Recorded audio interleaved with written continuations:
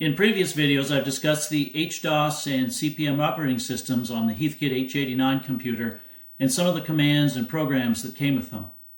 In this video, I'll demonstrate two useful third-party software programs that I feel are indispensable for users of this computer.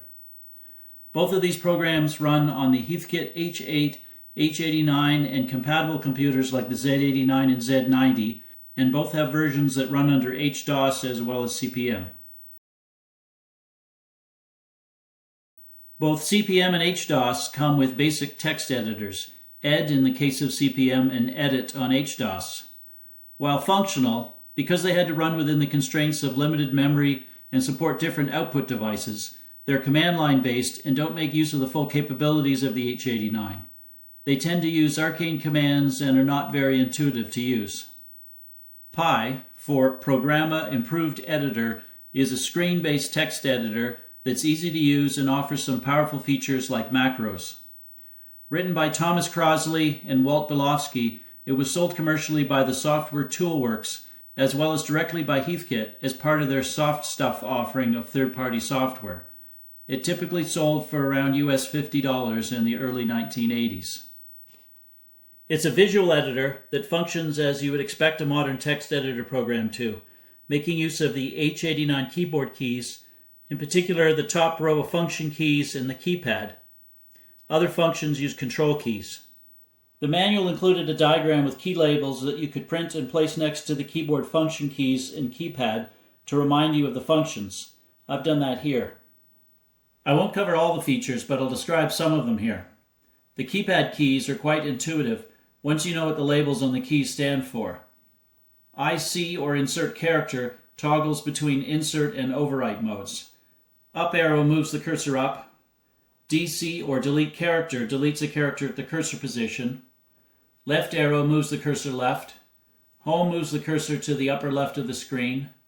Right arrow moves the cursor right.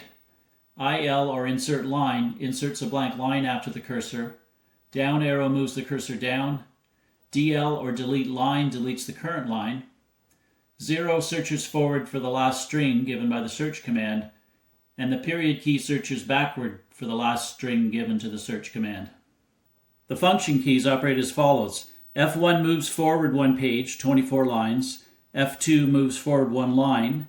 F3 goes to the top of the file. F4 moves back one line. F5 moves back one page.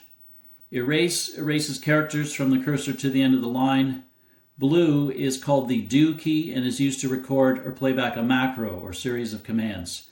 Red places the current line in a temporary buffer without deleting it, and white inserts the temporary line buffer at the cursor position. Many of the key functions can be modified by prefixing them with the keypad enter key. Finally, some control keys are used for other functions. A few of the more common ones are Control V to save the current text and continue editing,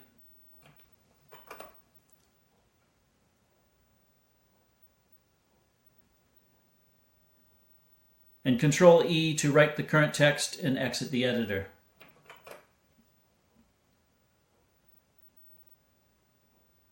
The editor originally came on a floppy disk along with the printed manual.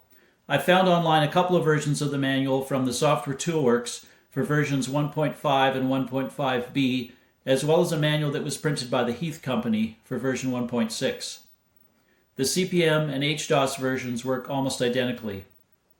I found the editor to be reliable and easy to use, particularly for editing configuration files and software source code.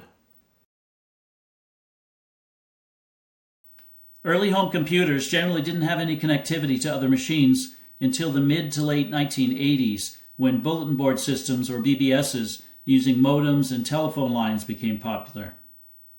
Users typically used a terminal emulator program with an RS-232 serial connection to a modem to connect to other systems. File transfer protocols like Ward Christensen's X modem were often used to upload and download files to BBS systems. Maple, standing for Modem Applications Effector, is a serial terminal emulator program written by Dr. William C. Park for the Heathkit H8 and H89 computers with a serial card running either CP/M or HDOS. It typically sold for US $35 and was distributed through the Heath Users Group, or HUG. I was able to find a full copy of the manual for version 2.1.5 dated 1982. Like Pi, it uses the function keys, keypad, as well as control keys to control its operation. The display can initially be confusing until you realize that the bottom row of the screen indicates the function key associated with the keypad keys below. For example, the blue key, marked W.send, will initiate an X modem file send. The red key will exit Maple. The white key will enter the settings, currently set for 9600 baud and using disk SY0. Pressing it will display the settings that can be changed. Space returns to the main screen. I won't go through all of the features. The 29-page manual is very helpful in understanding how to use it. Essentially, it comes up connected to the configured serial port. In my case, I've connected it to a Linux-based laptop using a suitable serial cable. Any keys pressed on the keyboard are sent out to the serial port, and data coming back is shown on the screen.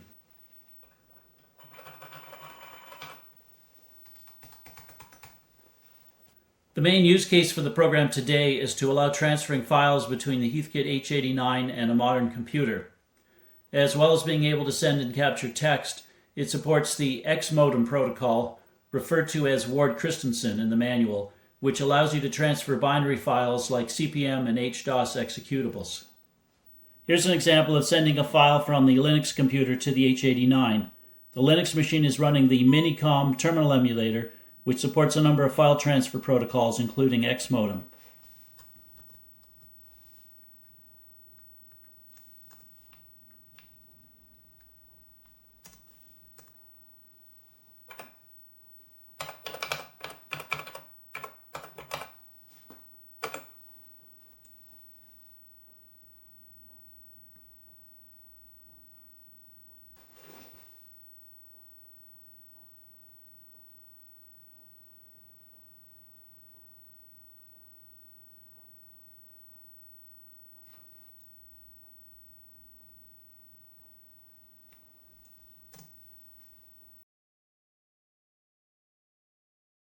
In summary, I've found Pi and Maple to be invaluable, and I highly recommend them to H89 users.